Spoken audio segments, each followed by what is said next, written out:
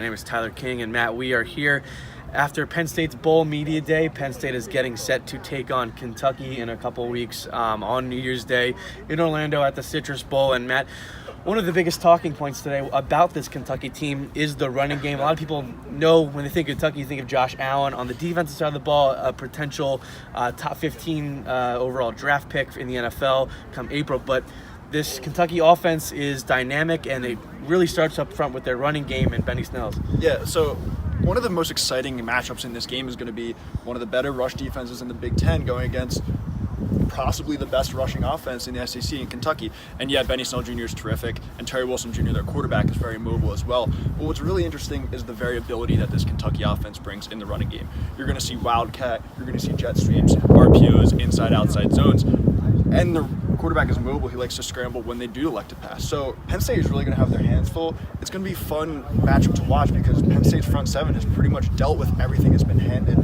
so far this season. Yeah, that Penn State front seven has really, it was a question mark coming into the year. I remember thinking back to August when we were here for the season media day, and all the question marks on the defensive line and the linebacking core, and I believe they've grown into one of the better front sevens in the country, and it's a young front seven. The defense as a whole is young.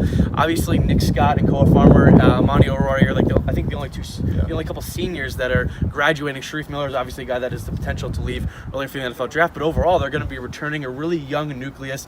Guys like Jan Johnson, guys like Cam Brown, they're really coming back for their seniors. But then you have some young players like Ichiro Gross-Matos, Micah Parsons as well. A lot of talent on the defense side of the ball. Even a guy like Jesse Luketa, who Brent Pry talked pretty highly about a couple minutes ago. So this defense as a whole, there's a lot to look forward to in the future, not just with this game coming up on New Year's Day, because of the young nucleus and the potential for an even better defense next year. Yeah, absolutely. And I talked to a few of the defensive players, especially as they move forward toward bowl season. And something that James Franklin mentioned is bowl season in other programs has a tendency to be kind of a drag, really. But at Penn State, they've made sure to keep it interesting. The ones get to go against each other on offense and defense, which is something that doesn't happen during the season, which is really exciting for those players. Yeah, it gets to show off their competitive side. Yeah, exactly. Get to compete. When you have this big gap in between games, you get to be competitive one last time, and guys like Nick Scott to face Trace McSorley in practice and things like that. And also, once they're down in Orlando, yes, they're prepping for a bowl game and they want to get that 10th win of the season, but at the same time, they're enjoying one final road trip with their brothers. Regardless of who leaves and who doesn't, this is the last time that this exact team is going to be together, and that's something that they really look forward to. But moving forward, Penn State still has a season next year as well, and one of the biggest question marks is who is going to replace Trace McSorley. What do you see from that, perhaps, quarterback competition?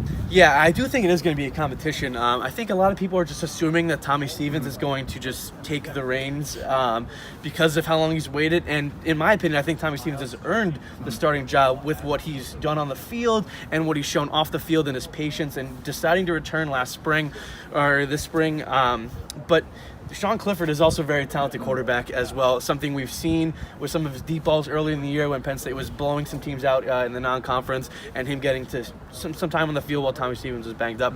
So I do think there is going to be some competition, and Ricky Ronnie talked about that today, where he's been thinking about you always think about your backup quarterbacks and their potential as soon as they step on campus. So this is not something that's going to sneak up on them. Even though they have one last game to prepare with for Trace McSorley, they've got a future quarterback, obviously the most important position on the field. And while Trace McSorley is the winningest quarterback in history, that's a lot of wins they have to replace. And whether it's Stevens or Clifford, they're going to have to make that decision, and that's going to be a competition that builds starting now throughout the spring and out in training camp next year. So a lot to look forward to for this Penn State team, not just on the defense side of the ball, but on the offensive side of the ball, because while it is a bowl game, a lot of fun, you got to look for the future, because next season's going to be here before all of us know it.